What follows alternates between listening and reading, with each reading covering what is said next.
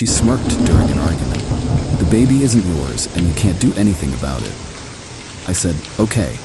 She didn't know I was recording everything. Then I sued her for paternity fraud. When the judge heard the tape, her smile vanished as she was ordered to repay $50,000 with interest, leaving her bankrupt. I, 33 male, am sitting here in my apartment looking at a paternity test result that just blew up my entire life. But weirdly, I'm calm. Maybe it's shock. Maybe it's because I already knew. My wife, 29, and I have been married for 5 years. We have a daughter who just turned 4. Had a daughter. God, I don't even know how to say this anymore. Things started feeling off about 6 months ago. My wife got real secretive with her phone, started working late a lot, became distant. Classic signs, right? But I trusted her. Idiot move on my part. 3 weeks ago, we had a massive fight. She wanted to take our daughter to visit her mom for 2 weeks, and I said no because I'd already requested time off work to spend with our kid. She lost it. Started screaming about how I was controlling, how I never let her do anything. All this stuff that came out of nowhere. Then she said something that made my blood freeze. You know what? Maybe I should just tell you the truth. Maybe then you'd back off. What truth? I asked. She got this look on her face, this smirk, like she'd been waiting to drop a bomb and was finally getting her chance. The baby isn't yours, and you can't do anything about it. I just stared at her. My phone was in my pocket, and I'd started recording the fight earlier when she began yelling. My lawyer cousin had told me to always document stuff when things got heated with a spouse. Best advice ever. What did you just say? I needed her to repeat it. For the recording.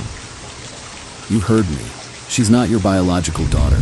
I got pregnant by someone else, and you've been raising her like the idiot you are. And legally, you can't do anything. You signed the birth certificate. You're on the hook. The smugness, the absolute audacity of saying this out loud and thinking she won. Okay, I said. Just that. Okay. She looked confused for a second, like she expected me to explode or cry or something. That's it? Just okay? Yeah? Okay. I walked into our bedroom, grabbed my already packed go bag. I'd been preparing for the worst for weeks, and left. Went straight to my buddy's place. First thing I did was call my lawyer cousin, played him the recording. He went quiet for a long moment. Holy shit. She actually admitted it on recording? Yeah. And you're in a one-party consent state? Yeah. Dude, she just handed you the nuclear option. Spent the weekend researching. Turns out my state is one of the few that allows for paternity fraud lawsuits. If you can prove fraud, you can sue for reimbursement of child support and expenses. It's not common, courts don't like it, but it exists. Monday morning, I went to a lab and got a paternity test. Took 4 days to get results. 0% probability of paternity. I stared at that paper for an hour. 4 years. 4 years of loving this kid, changing diapers, staying up with her when she was sick, teaching her to ride her little tricycle. And none of it was real. Not the way I thought it was. But here's the thing. I'm not going to be the victim here. She thought she could trap me, mock me, keep me paying for another man's kid while she did whatever she wanted. She thought wrong. Update 1. 2 weeks later. The divorce papers were filed 6 days after I got the test results. My wife didn't expect that. I think she genuinely believed I'd just accept it. That I'd keep playing dad and husband while she did whatever. Nope, I hired a real attorney, not just my cousin. A family law specialist who'd handled paternity fraud cases before. Cost me $5,000 retainer, but worth every penny. My wife got served at her mom's place. She'd taken our daughter, her daughter, and gone there after I left. According to the process server, she screamed at him for 10 minutes. That afternoon, my phone started blowing up. Her mom called me 17 times in an hour. I didn't answer. Then came the texts. How dare you abandon your family? That baby needs her father. You're a coward. We will take everything from you. I screenshot everything, sent it to my lawyer. Then my wife called from her mom's phone. I blocked her number. I answered. You actually filed for divorce? Are you insane? You told me the kid isn't mine. Why would I stay married to you? I was angry. I didn't mean it. You know she's yours. So you were lying then. Well, you're lying now? Which is it? Silence. I'm filing the paternity test with the court, and I'm suing you for paternity fraud. You can't do that. That's not a real thing. It is in this state, My lawyer says we've got a solid case. You admitted on recording that you committed fraud. That's evidence. More silence. Then her voice changed, got real soft and manipulative. Baby, please, think about our daughter. She loves you. You're her daddy. Don't do this to her. She's not my daughter. You made that very clear. I made a mistake. I was upset. Please, we can work this out. I'll go to counseling, whatever you want. See you in court. I hung up. Blocked that number too. 2 days later, I got a call from my soon-to-be ex-wife's lawyer. Some guy who sounded like he'd just graduated law school yesterday. Sir, my client is willing to agree to an amicable divorce if you drop this paternity fraud claim. No. Sir, you should know that these cases rarely succeed. The courts prioritize the child's best interests, and the court can prioritize whatever it wants. I've got her on recording admitting fraud. We're going forward. My client maintains that she made those statements under duress and emotional distress. They don't reflect reality. Then she can submit to another paternity test ordered by the court. I'll agree to that. Long pause. I'll discuss with my client. He called back 6 hours later. She refused the court-ordered test. My lawyer laughed when I told him. She just admitted guilt without admitting guilt. Beautiful. The divorce proceedings started getting messy. She wanted the house, my house, that I'd owned before marriage, half my retirement account, full custody of the child, and $2,200 a month in child support. Her lawyer filed a motion claiming I was the legal father, regardless of biology, because I'd established a parental relationship and acted as father for 4 years. Legally, he wasn't wrong. That's a real thing. Courts don't like breaking established parent-child bonds, even when there's no biological connection. But here's where the recording came in clutch. My lawyer submitted it as evidence of fraud. The judge ordered a court-supervised paternity test. My wife tried to refuse. The judge made it clear, submit to the test or lose credibility entirely. Test came back. 0% probability of paternity. Official court document. The judge's face when he read that report. Man, he looked at my wife like she'd just kicked a puppy. Hearing was 3 days ago. That's when things got really interesting. My wife showed up in a conservative dress, hair pulled back, looking like she was going to church, playing the victim card hard. Her mom was there too, glaring at me like I was Satan himself. Her lawyer made his case. Despite the biology, I was the legal father. I'd signed the birth certificate. I'd acted as father. The child knew me as daddy. Breaking that bond would traumatize her. They wanted me to continue paying support and have supervised visitation only, meaning I'd pay but barely see her. My turn. My lawyer played the recording in the courtroom, out loud. Her voice crystal clear. The baby isn't yours. I got pregnant by someone else, and you've been raising her like the idiot you are. The judge's face went from professional neutral to barely concealed disgust. My wife's lawyer tried to object, claiming emotional distress, but my lawyer had already filed the authentication paperwork. One-party consent state. Legal recording. Then my lawyer presented the financial breakdown. 4 years of expenses. Medical bills during pregnancy, $4,200. My insurance covered most, but I paid deductibles. Hospital delivery, $2,800. My portion after insurance. Child care for first 2 years, $24,000. Diapers, formula, clothes, toys, roughly $8,000. Medical insurance adding her to my plan, $3,600. MISC expenses, birthday parties, etc., $3,400. Total approximately $46,000. Plus, we were requesting interest at the state legal rate, 6% annually from the date of birth. With interest, $52,880. Her lawyer tried to argue that I'd given these as gifts, that I'd willingly acted as father. My lawyer? Your Honor, my client acted under fraudulent pretenses. He believed he was supporting his biological child. The defendant knowingly deceived him and induced him to provide financial support under false pretenses. That's textbook fraud. The judge asked my wife directly, "Ma'am, did you know at the time of the child's birth that your husband was not the biological father?" She started crying. Didn't answer. "Ma'am, I need you to answer the question." Her lawyer whispered something to her. I wasn't sure. It could have been either. Either who? She wouldn't answer that. The judge ordered a recess, told both sides to work out a settlement. Her lawyer pulled mine aside, offered to drop all her divorce demands, except splitting the house equity 50-50 if I dropped the fraud claim. My lawyer, counter-offer, she gets nothing from the divorce except her personal belongings, and she pays back $30,000 of the fraud claim over 5 years. Otherwise, we go to trial and ask for the full amount plus legal fees. Her lawyer went pale, went to talk to my wife and her mom, came back 20 minutes later. They rejected it, wanted to go to trial, fine by me. Update 2. 6 weeks later. Trial happened last week. It was brutal. First day was mostly procedural stuff, but my wife's lawyer tried to paint me as a deadbeat who was abandoning my daughter for petty revenge. Called me selfish, heartless, said I was traumatizing a child who'd done nothing wrong. He wasn't wrong about the trauma part. That kid is innocent in all this. But I'm not the one who caused this situation. My lawyer's opening was simple. This is a case of fraud. The defendant knowingly deceived my client about the paternity of a child, induced him to provide financial support under false pretenses, and only revealed the truth when confronted. This is not about the child. This is about holding someone accountable for fraud. Day 2.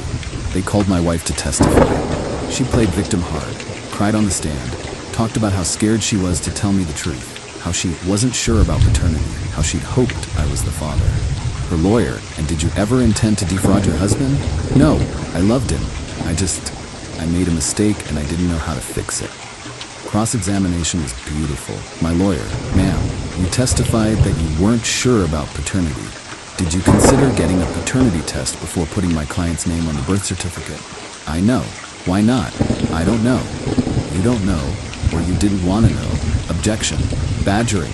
Sustained. Rephrase. Ma'am, you had an affair, correct? It wasn't an affair. We were separated. Were you legally separated? Had you filed separation paperwork? Well, no, but so you were still married and living with my client? Yes. And you had sexual relations with another man during this time? Yes. And you didn't tell my client about this? No. And when you became pregnant, you allowed my client to believe he was the father? I thought he might be. But you also thought the other man might be? Yes. And you didn't think my client had a right to know this? Silence. Ma'am, I'll play the recording again. No. Fine. I knew he probably wasn't the father, okay? I knew, and I didn't say anything because I wanted my marriage to work. The courtroom went dead quiet. Her lawyer looked like he wanted to crawl under the table. My lawyer, so you knowingly deceived my client for 4 years? She started crying again. I'm sorry. I'm so sorry. I just wanted a family, at my client's expense. I'll pay him back. I'll get a job. I'll figure it out. You told my client, and I quote, you can't do anything about it, did you not? I was angry. I didn't mean, you didn't mean it, or you didn't mean for him to have proof? Objection. Withdrawn. No further questions. They called her mom next. Big mistake. The mom testified that I was a controlling, abusive husband who drove her daughter to seek comfort elsewhere. Cross-examination. Ma'am, did you ever witness me being abusive to your daughter? Well, no, but she told me. Hearsay. Did you personally witness any abuse? No. Did your daughter ever call the police on me? No. Ever get a restraining order? No. Ever go to the hospital for injuries I caused? No. But emotional abuse. Ma'am, yes or no, did you know your daughter was pregnant by another man when she allowed my client to believe he was the father? She told me she wasn't sure who the father was. And you didn't think she should tell my client this? I told her to, but she was afraid. Afraid of what? That he'd leave her. So she lied to keep him trapped in the marriage? That's not. You're twisting my words. I'm using your words. No further questions. Her lawyer tried to call character witnesses who'd testify about what a good dad I'd been, trying to prove I should keep paying support regardless of biology. My lawyer objected. This isn't a custody case, Your Honor. This is a fraud case. My client's quality as a parent is irrelevant to whether fraud occurred. Judge agreed. They rested their case after 2 days. Our turn. My lawyer called a forensic accountant who'd gone through every expense related to the child. Every receipt, every bill, every insurance claim. Documented everything. Then he called me. I testified about the affair suspicions, the fight, the recording, the aftermath. Kept it factual, unemotional. Let the facts speak. My wife's lawyer tried to rattle me on cross. Sir, do you love the child you raised for 4 years? I love who I thought she was, but she's not my daughter. You're really going to punish an innocent child because you're angry at your wife? I'm not punishing anyone. I'm seeking reimbursement for fraud. You don't think taking money from her mother will affect her? Her mother should have thought about that before committing fraud. So you feel no obligation to this child? I feel the same obligation any stranger would. She's not mine. You can really just turn off 4 years of fatherhood? I looked him dead in the eye. Her mother turned it off for me the second she admitted the truth. She's the one who destroyed that relationship, not me. No further questions. Closing arguments happened yesterday. Her lawyer went hard on the think of the child angle. Talked about how I was legally the father regardless of biology, how the law protects established parent-child relationships, how I was being vindictive. My lawyer's closing. The defendant committed fraud. She knew, or reasonably should have known, that my client was not the biological father. She concealed this information for 4 years. She induced my client to provide substantial financial support under false pretenses, and when confronted, she admitted it gleefully.